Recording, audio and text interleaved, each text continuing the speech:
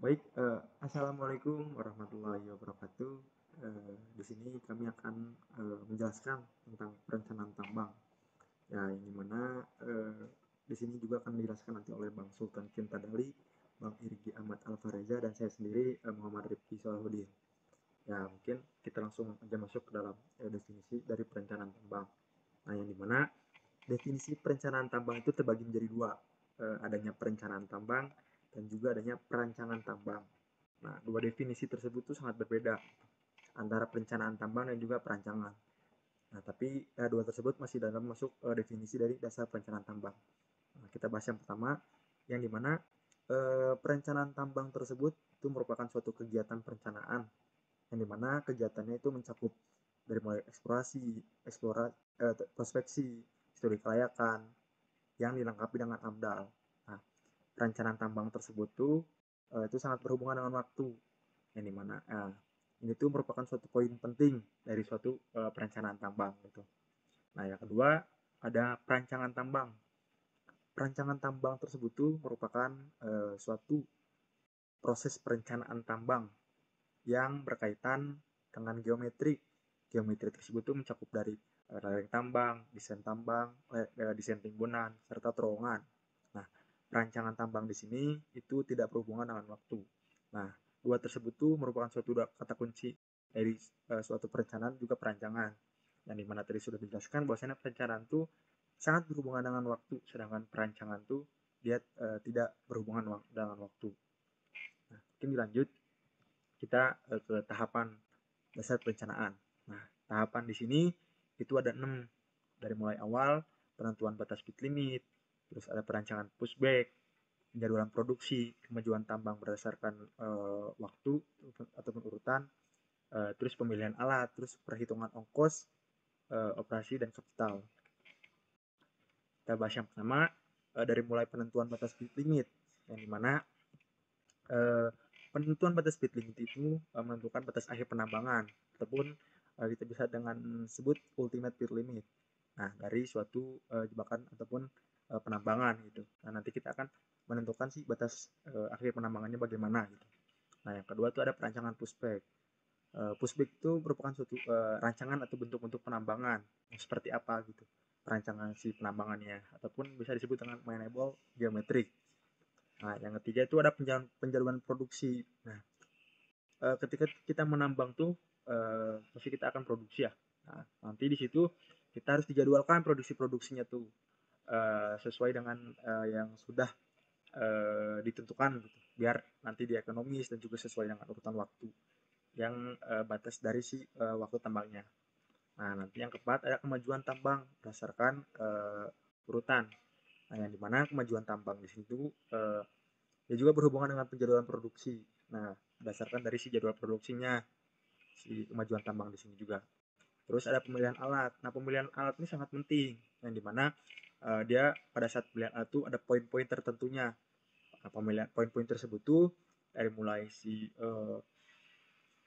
optimasi bagaimana, terus kapasitas bucketnya seperti apa yang kita butuhkan, dan juga target produksi. Nah, ketika target produksinya sekian dengan waktu sekian gitu. Nah, kita harus memikirkan kapasitas bucketnya mau berapa hari ataupun mau berapa tahun kita produksi gitu. Itu tuh harus sesuai dengan entah itu dengan perhitungannya dan lain sebagainya. Nah, yang terakhir itu ada perhitungan ongkos-ongkos operasi dan kapital, yang dimana perhitungan ongkos-ongkos operasi dan kapital ini berdasarkan tingkat produksi dengan peralatan yang sudah kita pilih ataupun pada pemilihan alat di sini.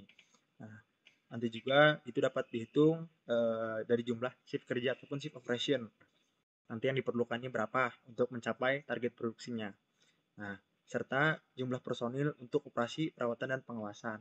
Nah, ini juga sangat penting. Nah, dari awal sampai sampai akhir itu merupakan suatu tahapan-tahapan yang sangat penting pada saat perencanaan tambang gitu. Nah, mungkin selanjutnya ada tujuan. Nah, tujuan dari perencanaan tambang ini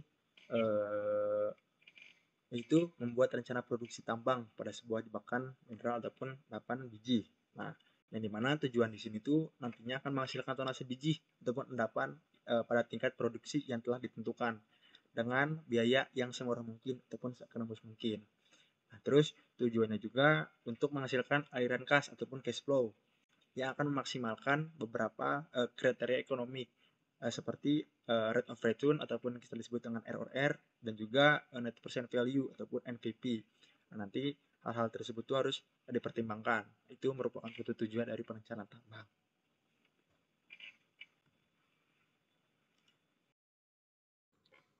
Baik, di sini saya akan menjelaskan mengenai pertimbangan teknis dalam perancangan tambang. Nah, dalam perancangan tambang sendiri, yang pertama adalah ultimate pit limit, salah satu pertimbangan teknisnya. Nah, ultimate pit limit itu terdiri dari akhir bukaan. Ini adalah ya ultimate pit limit itu adalah akhir bukaan dari tambangnya. Nah, yang kedua faktor yang harus diperhatikan yaitu realistisnya. Jadi apakah realistis atau tidak.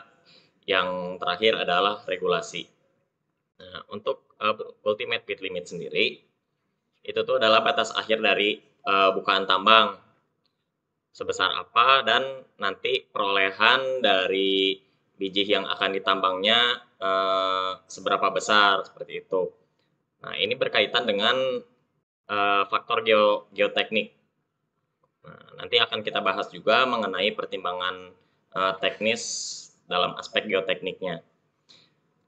Ada beberapa batasan dalam ultimate pit limit, diantaranya yaitu luas wilayah izin usaha pertambangannya atau IUP-nya, kemudian sarana prasarana, apakah di sana nanti ada pengolahan atau ada bangunan-bangunan lainnya, dan jalan tambang, serta faktor geotekniknya nanti.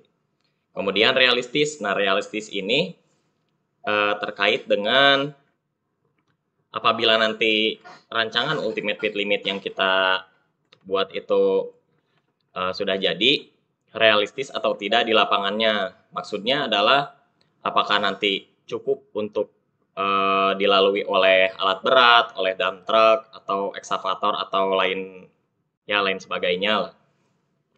Apakah nanti sebuah truk atau dua truk itu bisa saling berpapasan atau bisa saling berputar atau tidak, seperti itu. Jadi harus mempertimbangkan faktor realistisnya juga. Yang ketiga, regulasi. Nah, untuk regulasi sendiri, ini yang penting tidak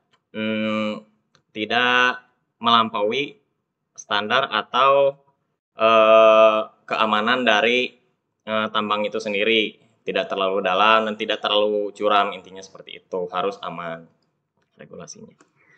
Nah, yang kedua ini faktor geoteknik. Pertimbangan teknis geoteknik ini meliputi stabilitas lereng dan faktor keamanan. Di sini ada klasifikasinya. Untuk stabilitas lerengnya itu sebetulnya teori dasarnya yaitu dari mekanika batuan. Nah, apabila nanti suatu lereng itu kan jika dalam operasi tambang nanti di atasnya akan ada alat berat lewat atau bahkan diberi beban dari atasnya gitu.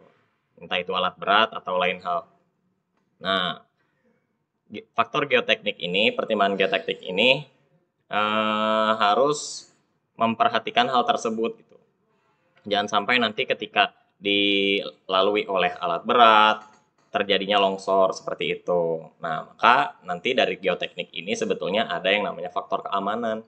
Faktor keamanannya itu sendiri di sini ada klasifikasinya. Kalau faktor keamanannya kurang dari 1,07, nah berarti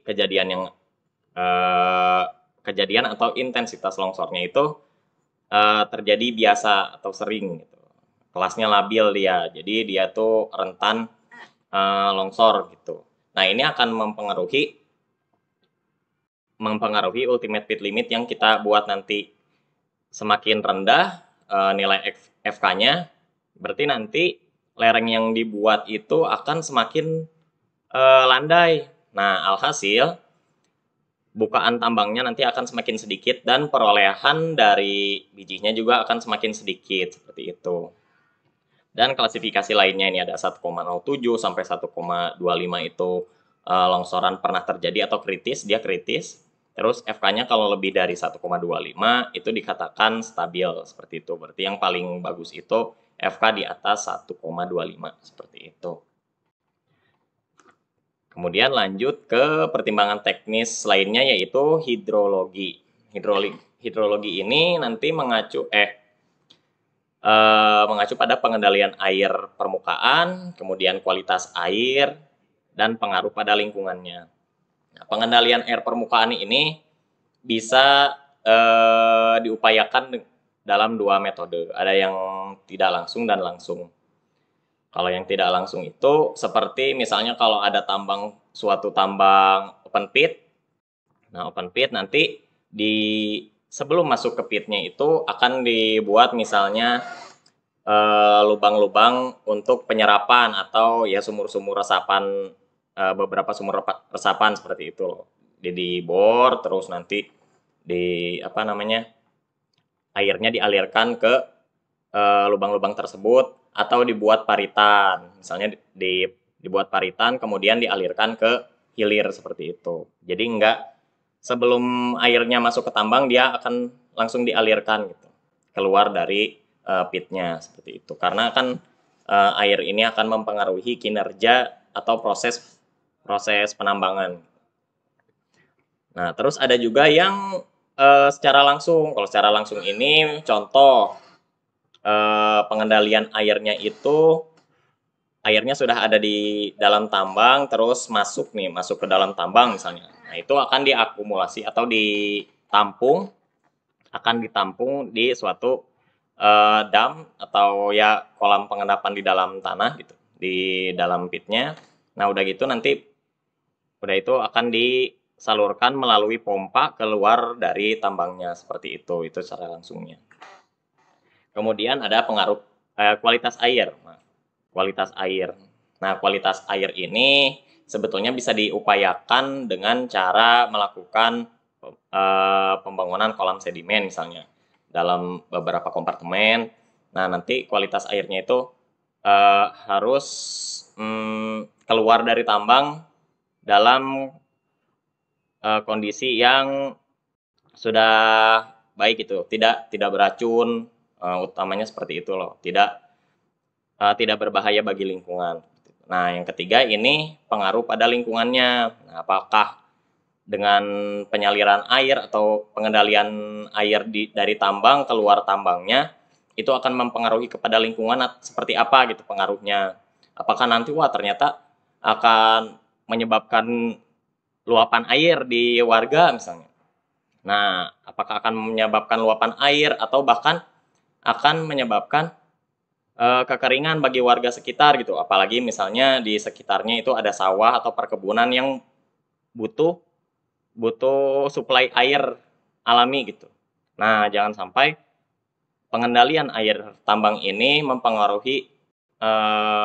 berpengaruh kepada lingkungan yang mengganggu aktivitas lingkungan seperti itu, seperti perkebunan dan air untuk rumah tangga misalnya. Nah, itu untuk pengaruh terhadap lingkungannya. Nah, ketiga pertimbangan teknis tadi yaitu UPL atau Ultimate Pit Limit, kemudian geoteknik dan hidrologi ini merupakan hal yang cukup sangat penting gitu untuk perancangan tambang. Gitu. Baik, di sini saya akan menjelaskan tentang cut-off grade. Cut-off grade yaitu batas minimum kadar mineral dalam biji yang menentukan apakah biji tersebut ekonomis untuk ditambang atau tidaknya. Fungsi dari cut-off grade sendiri yaitu untuk menentukan batas antara biji mineral dan limbah untuk penambangan. Selanjutnya ada BSR 1.